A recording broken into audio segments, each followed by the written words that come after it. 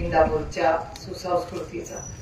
पण आता काय मला इंदापूर तालुक्यात झाले कळेनासं झाले, कारण अनेक वेळा मला कार्यकर्त्यांचे फोन येतात आणि कार्यकर्ते मला सांगतात, ताई इतके दिवस तुमच्याशी डायरेक्ट बोलायचंच नव्हतो, आता चान्स मिळायला लागला डायरेक्ट बोलायचा।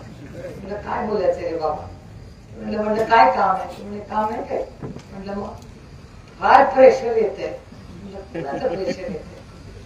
तो काहीतरी सांगतो, ते काय मी सांगणार नाही तुम्हाला। मला या कार्यक्रमाच्या निमित्ताने इंदापूर तालुक्यातल्या प्रत्येक कार्यकर्त्याला, सहकार्याला अतिशय जबाबदारीने सांगायचे, आज नंतर कुणाचाही फोन आला तर माझा नाही तर रोहित दादाचा नंबर द्या, मी बाहेरच पडणार।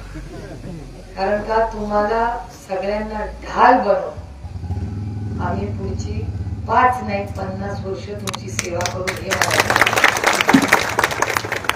इलेक्शन येतात जातात, पण ही आपली संस्कृती नाही।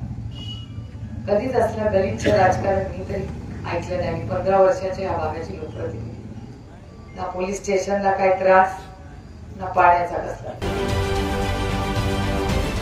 राजकारणातील प्रत्येक अचूक बातमीचे सर्वात आधी अपडेट्स मिळवण्यासाठी सरकारनामाच्या सर्व सोशल मीडिया प्लॅटफॉर्मला लाईक, फॉलो आणि सबस्क्राईब करा। तसंच सर्व नोटिफिकेशनसाठी बेल आयकॉन प्रेस करायला विसरू नका।